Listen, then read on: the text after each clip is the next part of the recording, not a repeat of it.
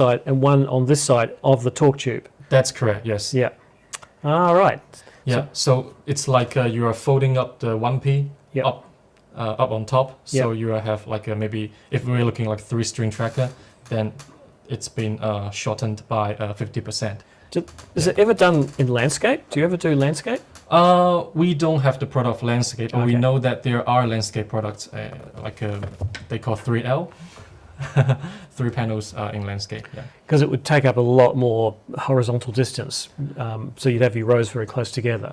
Yeah. Yeah. I think for landscape, the only problem is the shading from the top tube, Oh, of course, especially with bifacial.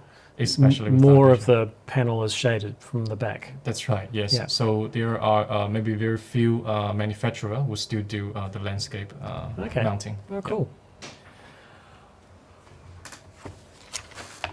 All right. So where we're up to?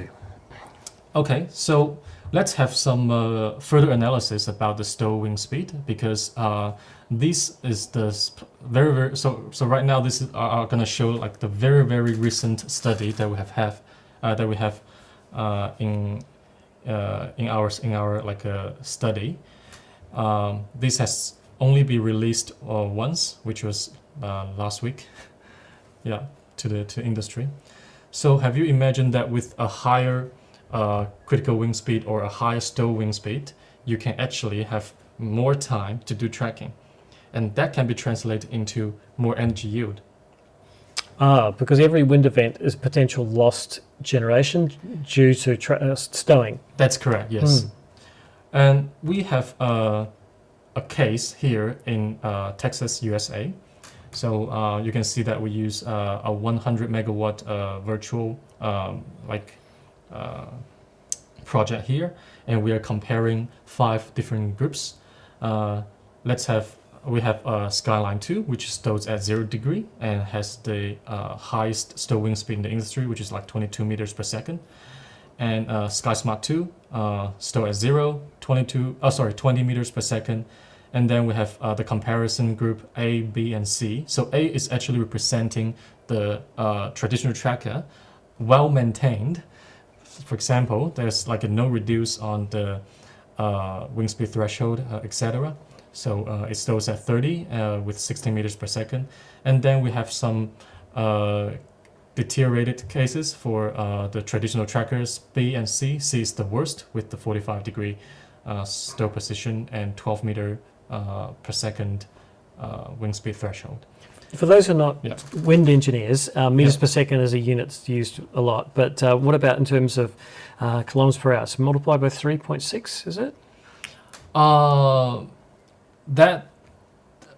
Let me think. Yeah. So we will only use this one, but you know that if we are looking at like a what's that called? The wing region A, B, and C. That's with Australian standard. Yep. You are actually have the very highest of like a 49 meters per second or 51 meters per second. Now what I'm getting at is yeah. how many kilometers per hour is 22 meters per second? There's not like a sort of relationship between them. So Isn't it? Like it's yeah. a speed. So Yeah. Oh, you mean kilometers per second? the kilometers per hour. Oh, sorry. Yes, 3.6 times. So that means it's Yeah, whoa, 3.6, okay. yeah. So the SkySmart 2 will go up to 72 kilometre per hour winds. That's really blowing. Yeah. Wow. And the Skyline 2 even more, close to 80 something. Yeah. Okay, I got a sense of, as a person who's used to seeing the weather forecast in kilometres per hour, that is a big storm. Kilometers per, well, I would say per kilometers per second.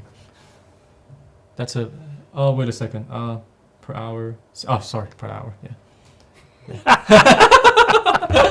We can argue over the metrics. If it was kilometers per second, I wouldn't be on the planet. Sorry, I never think about that way. So meters per second is like the standard unit we've ever used. Yeah. And the other one is called the mile per hour or the mph. Yeah. Yeah. So for imperial units, miles per hour, metric kilometers per hour. That's right. You don't spend enough watching the weather forecast. No, It's always in. not really. And if you're, if you're a salty dog, a sailor, it's knots. So how many knots you throw overboard and count them as they go past the boat. That's the speed unit for marine and also for aeronautics is knots. Okay. I don't